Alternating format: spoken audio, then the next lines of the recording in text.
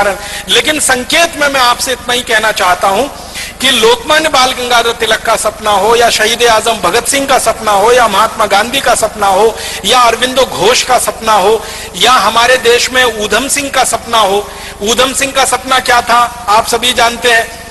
हमारे भारत देश में एक अंग्रेज अधिकारी बहुत कुख्यात और बहुत क्रूर आ गया था जिसका नाम था डायर।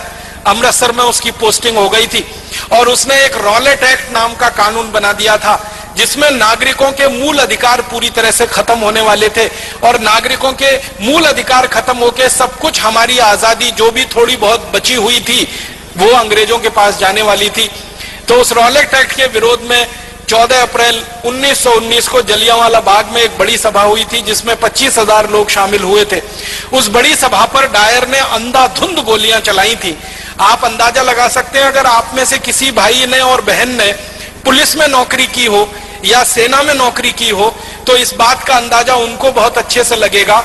15 मिनट के अंदर 1650 राउंड गोलियां चलाई थी डायर ने। 15 मिनट के अंदर 1650 राउंड गोलियां चली थी और 3000 से ज्यादा क्रांतिकारी वहीं तड़प तड़प के मर गए थे।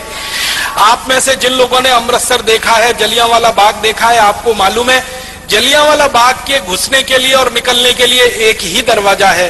चारों तरफ से वो चार दीवारी से घिरा हुआ है और दरवाजा भी मुश्किल से 4, 4.5, 5 फीट का है।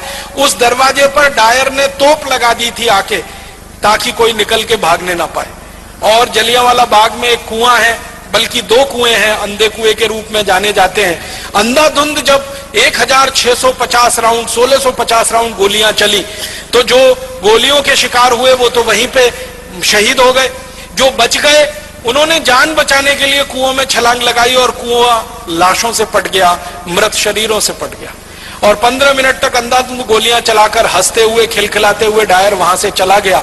रास्ते में जाते हुए अमृतसर की सड़कों के दोनों तरफ जो भी भारतीय नागरिक उसको मिला उनको गोलियां मारकर पीछे तोप के मुंह से रस्सी से बांधकर घसीट कर वो लेके गया था।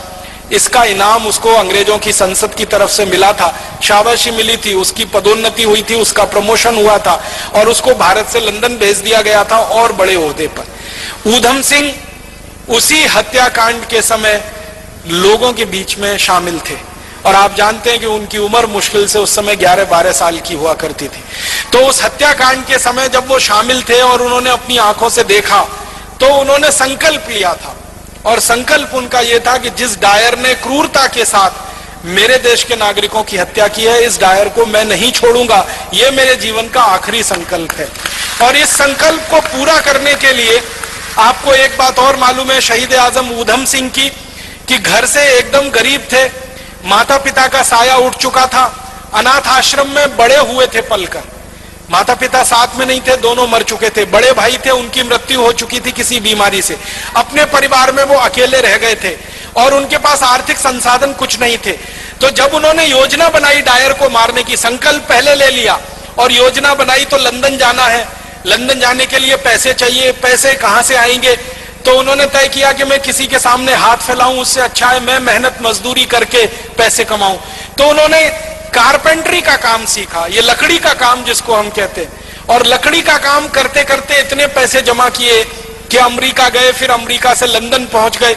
लंदन पहुंच के फिर एक होटल में काम किया पानी पिलाने का ताकि कुछ पैसे इकट्ठे हों और बंदूक खरीदी जा सके, पिस्तौल खरीदी जा सके। और ये सब काम करते करते शहीद आजम ऊधम सिंह को आप जानते हैं 21 साल लग गए।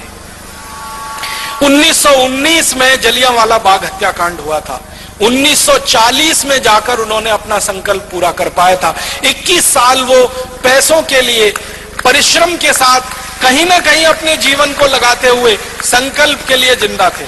21 साल के बाद 1940 में किंगस्टन एक जगह है लंदन में, किंगस्टन पैलेस, वहां पर जब डायर का एक बड़ा कार्यक्रम हो रहा था और उसको मालाएं पहनाई जा रही थी और उसका सम्मान किया जा रहा था, उस कार्यक्रम में ऊधम सिंह पहुंचे थे और अपनी जेब से रिवॉल्वर निकालकर तड़ातड़ 3 गोलियां मारी थी और 3 गोलियां मारकर एक ही वाक्य कहा था कि आज मैंने 21 साल पहले का मेरा संकल्प पूरा किया है और मैं अब इसके बाद 1 मिनट जिंदा नहीं रहना चाहता।